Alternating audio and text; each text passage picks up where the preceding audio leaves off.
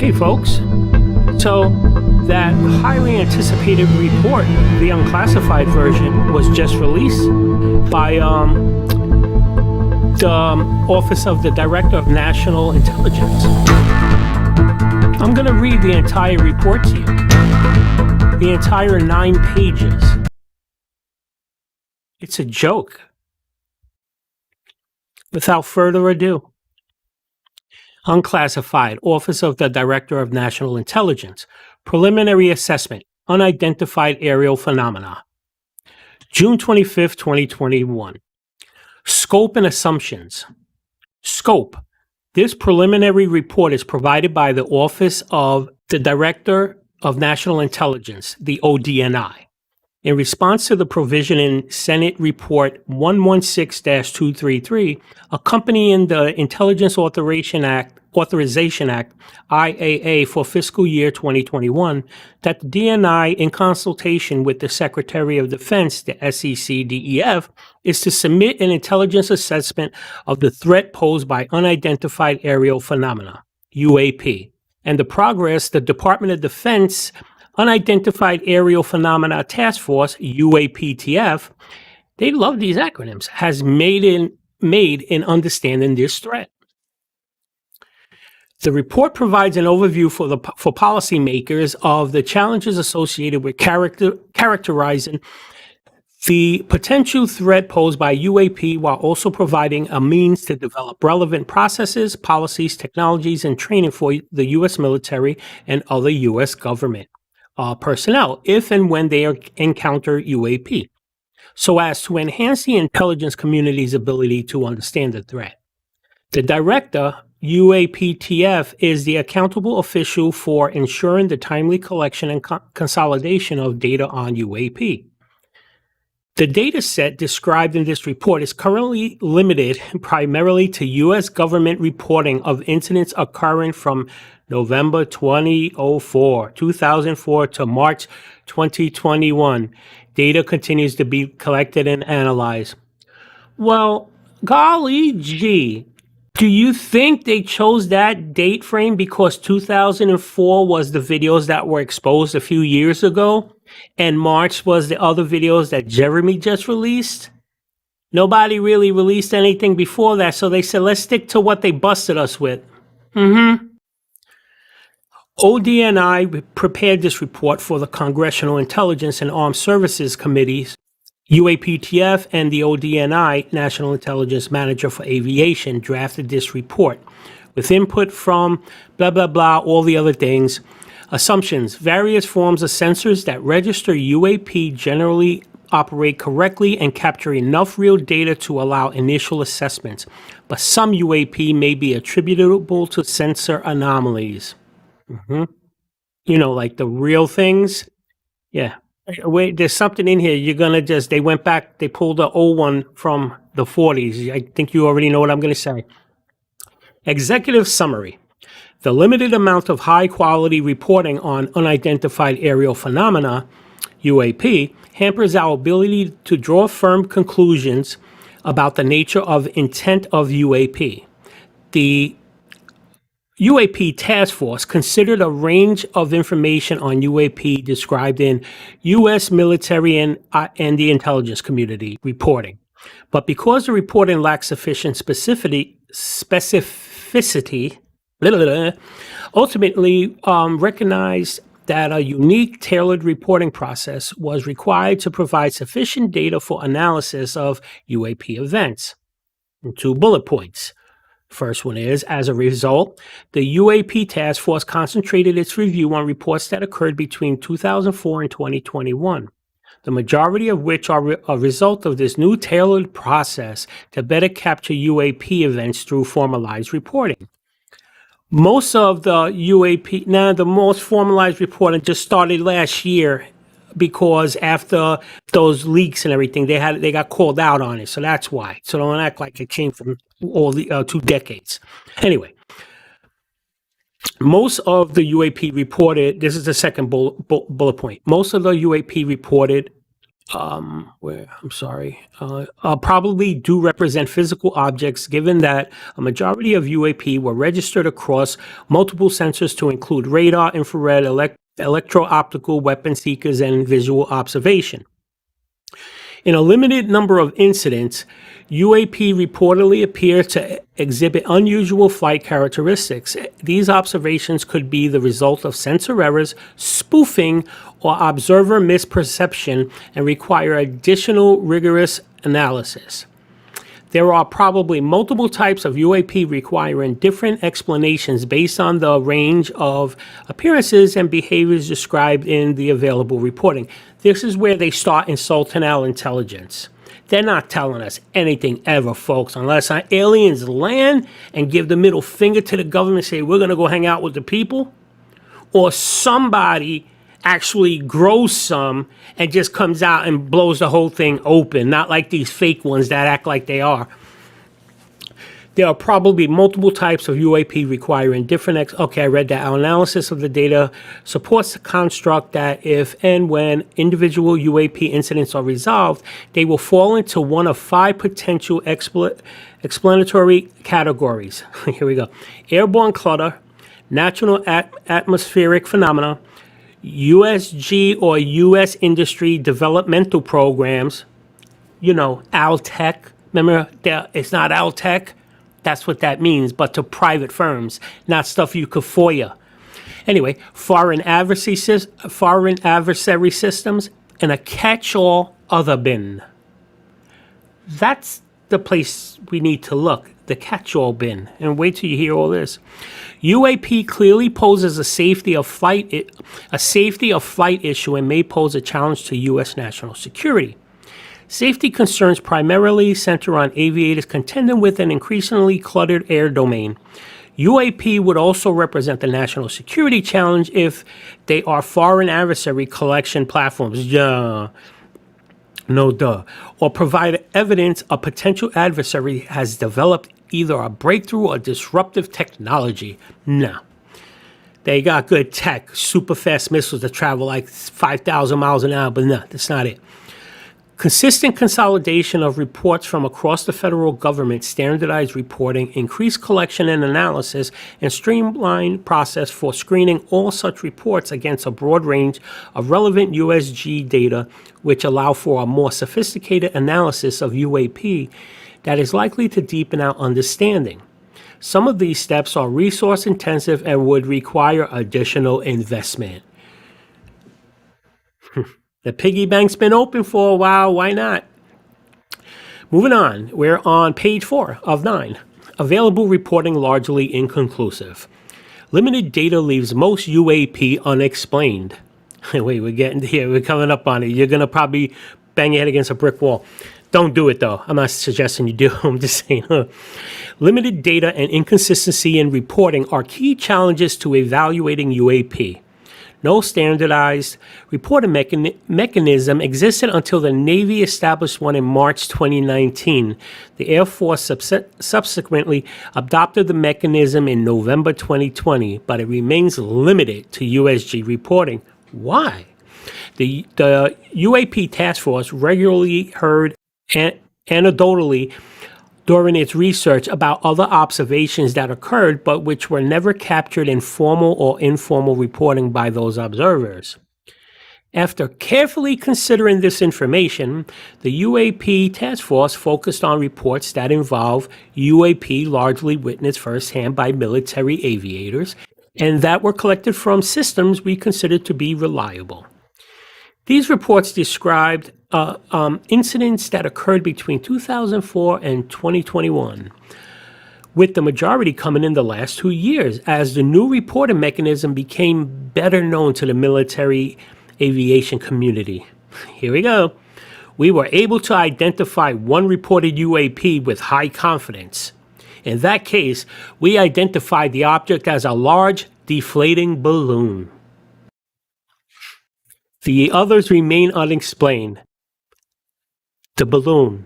I wonder if they pulled that out of the flight hangar, and like the one from 47, and they put that out there. 144 reports originated from USG sources Of these, 80 reports involved observation with multiple sensors. Most reports describe UAP as objects that interrupted pre-planned training or other military activity. UAP collection challenges. Sociocultural stigmas and censor. This is about UFOs, but they won't say that, or like other whatever. Sociocultural stigmas and sensor limitations remain obstacles to collecting data on UAP. Although some technical challenges, such as how to appropriately filter out radar clutter to ensure safety of flight for military and civilian aircraft, are long-standing in the aviation community, while others are unique to the UAP problem set. And we have 3 bullet points. First, narratives from aviators in the operational community and analysis from the military and intelligence community described disparagement associated with observing UAP, reporting it, or attempting to discuss it with colleagues. Although the effects of these stigmas have lessened as senior members of the scientific, policy, military, and intelligence communities engage on the topic seriously in public, reputational risks may keep many observers silent, complicating scientific pursuit of the topic. Sorry if I'm going too fast and I'm not pausing at certain times. My apology. I'm just trying to get through this so you can see this is crazy. The sensors mounted on U.S. military platforms are typically designed to fulfill specific missions. As a result, those sensors are not generally suited for identifying UAP. Sensor Vantage, they're telling you since 2004 to 2021, things have been happening. They just waited till now to start saying, oh, we need to do something. Sensor vantage points and the numbers of sensors are concurrently Sensor vantage points and the numbers of sensors concurrently observing an object play substantial roles in distinguishing UAP from known objects and determining whether a UAP demonstrates breakthrough aerospace capabilities. Optical sensors have the benefit of providing some insight into relative size, shape, and structure. Sorry for my nose, the AC is starting to dry me up. Radio frequency sensors provide more accurate velocity and range information. Page 5 of 9. But some potential patterns do emerge. Although there was a wide variability in the reports and the data set is currently too limited to allow for detailed trend or pattern analysis, there was some clustering of UAP observations regarding shape, size, and particularly propulsion. UAP sightings also tended to cluster around U.S. training and testing grounds, but we assess that this may result from a collection bias as a result of focused attention, greater numbers of latest generation of sensors operate in those areas, unit expectations, and guidance to the report anomalies. And a handful of UAP appeared to demonstrate advanced technology. In 18 incidents described in 21 reports, observers reported unusual UAP movement patterns of flight characteristics. Some UAP appear to remain stationary in winds aloft, move against the wind, maneuver abruptly, or move at considerable speed without discernible means of propulsion. In a small number of cases, military aircraft systems process radio frequencies, RF signals, energy associated with UAP sightings. The UAP task force holds a small amount of data that appear to show UAP demonstrating acceleration or a degree of signature management, maybe a super fast balloon. Additional rigor, they didn't say that, that was me adding that. So for those just listening, additional rigorous analysis are necessary by multiple teams or groups of technical experts to determine the nature and validity of these data. We are conducting further analysis to determine if breakthrough technologies were demonstrated. UAP probably lack a single explanation. The UAP documented in this limited data set demonstrate an array of aerial behaviors, reinforcing the possibility there are multiple types of UAP requiring different explanations. Our analysis of the data supports the construct that if And when individual UAP incidents are resolved, they will fall into one of 5 potential explanatory categories. The ones I said: airborne clutter, natural atmospheric phenomena, USG or industry developmental programs, meaning private aerospace companies building reverse engineering stuff and all that stuff, Altech. Specifically, an instance where we determine high confidence, I'm sorry, USG or industry developmental programs, foreign adversary programs, and a catch-all other bin. With the exception of the one instance where we determined with high confidence that the reported UAP was an airborne clutter, specifically a deflating balloon. Was it a kid's balloon, or was it like a weather balloon? We currently lack sufficient information in our data set to attribute incidents to specific explanations. So this is a definition of those 5. Airborne clutter. These objects include birds, balloons, recreational unmanned aerial vehicles, the UAVs, or airborne debris like plastic bags that muddle a scene and affect an operator's ability to identify true targets, such as an enemy. Yeah, you know those new plastic bags in the grocery stores, the ones that they could travel at 28,000 feet, traveling about 8,000 miles an hour. Those are the awesome bags. They never break. Natural atmospheric phenomena. Natural atmospheric phenomena includes ice crystals, moisture, and thermal fluctuations that may register on some infrared and radar systems. USG or industry developmental programs. Some UAP observations could be attributable to, that was a 19-syllable word, developments and classified programs by U.S. entities. We were unable to confirm, however, that these systems accounted for any of the UAP reports we collected. Of course not. They're classified. You're not going to tell us anyway. Foreign adversary systems. Some UAP may be technologies deployed by China, Russia, another nation, or a non-governmental entity. Other. The catch-all bin.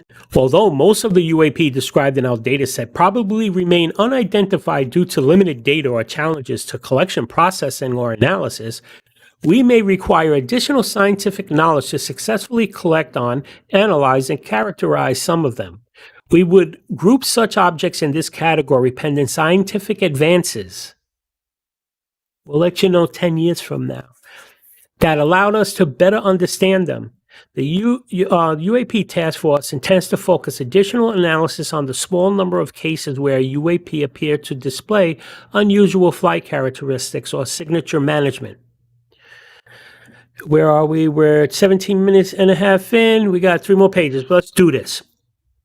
UAP threaten flight safety and possibly national security. UAP pose a hazard to safety of flight and could pose a broader danger if some instances represent sophisticated collection against the U.S. military activities by a foreign government or demonstrate a breakthrough aerospace technology by a potential adversary. Ongoing airspace concerns.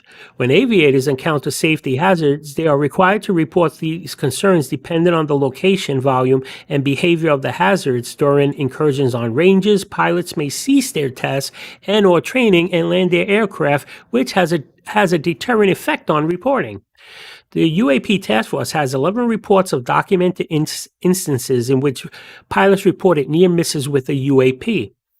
Potential national security challenges. We currently lack data to indicate any UAP are part of a foreign collection program or indicative of a major technological advancement by a potential adversary.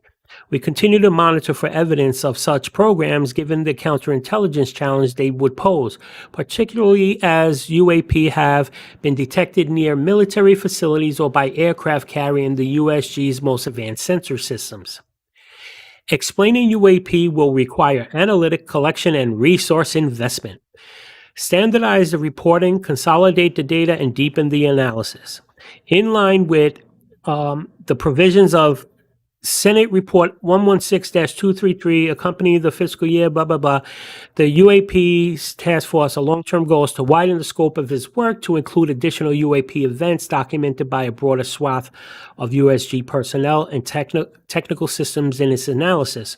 As the data set increases, the task force ability to employ data analytics to detect trends will also improve.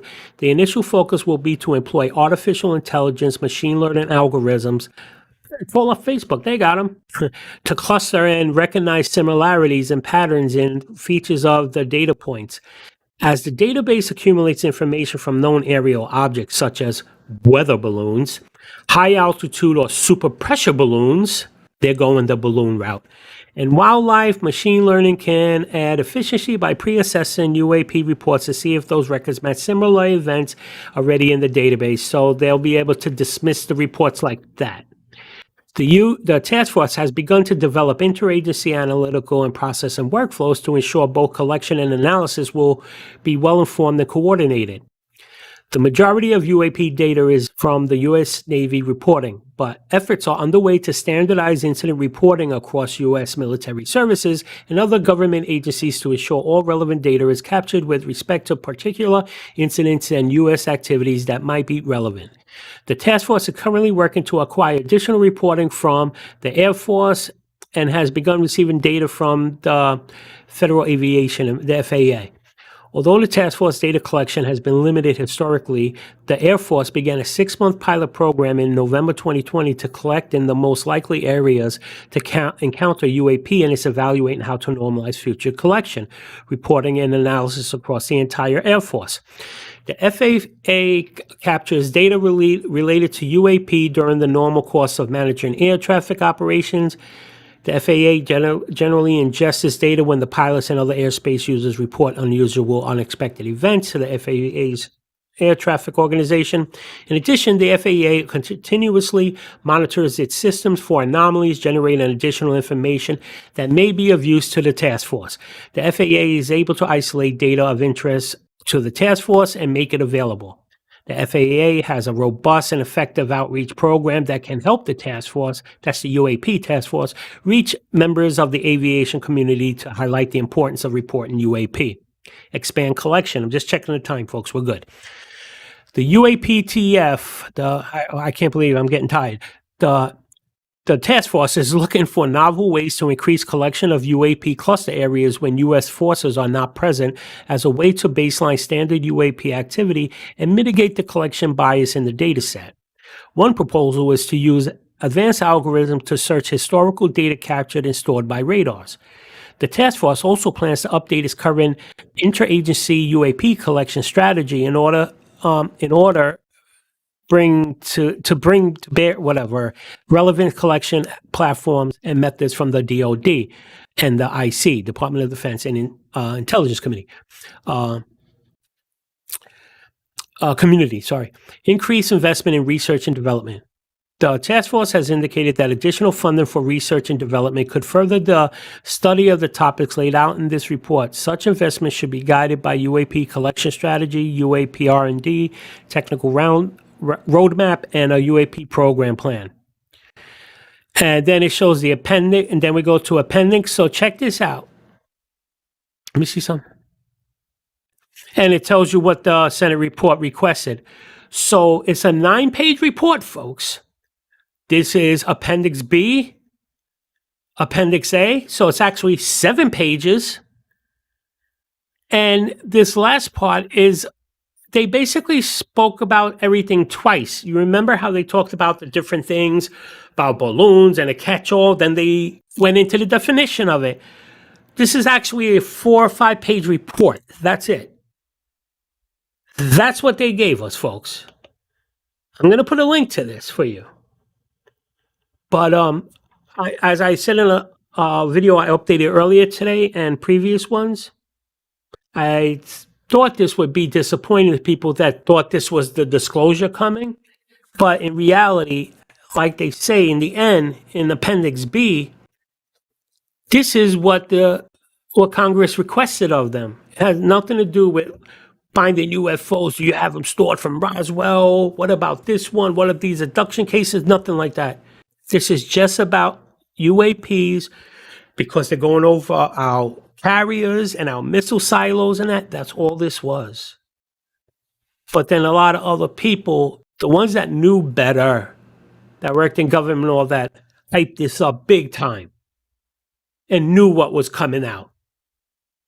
They may not have known it was going to be 9-page report, which in reality is only 5, I say 6 at most, 6-page report. What did they tell us? Nothing that we didn't already know. We actually know probably, or not that we know more than, they know more than us. But we could explain a lot more than what they did right here. This is an absolute joke. So now watch what happens. Pay attention to the media, folks. That's it. I guarantee you most of those things are balloons. We don't have the tech for it yet, but here's the one thing that you got to catch in here, folks. When they say that number 5, not number 5, what was it right here? I'm sorry. Let me look at it. They had those. Oh, here we go. USG or industry developmental programs. Some UAP observations could be attributable to developments and classified programs by U.S. entities. So they're covering themselves there because remember with the thing, Lou said, they said the tech isn't out, so that's put to bed finally. No, it's not. The only difference is when they hire people like Robert Bigelow, his aerospace company, that's a private company. That's not a government entity. So they're not held to the Freedom of Information Act requests. They're not held to that. So that's why they're outsourcing things. Well, trust me, folks, it's coming. It's not going to come from our government. We're going to find it ourselves. And it's going to happen. There's no way. We're not going to allow them to put the genie back in the bottle. The media and all that are going to try it. But let me just tell you this. If a craft does come down, ain't nobody stopping it. I don't care. CNN, all of them, they can't spin it. They can't spin it. All right. So anyway, folks, maybe you were driving home from work or whatever, and you heard this. We're at 27 minutes.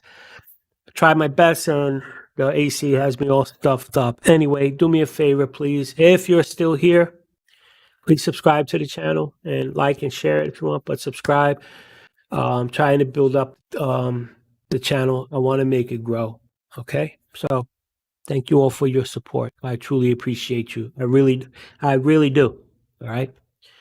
Even the ones that call me names and all that, but I don't care. I like it. I laugh. Enjoy the weekend. All right? And don't get mad. It's coming. It's coming. But just remember, it's not going to come from them. And these guys that go on TV with all their, I'm going to do this and we're going to do that. And this is no. They're not going to be the ones to do it. They're just going to get rich doing it and have their faces on TV every day. Peace.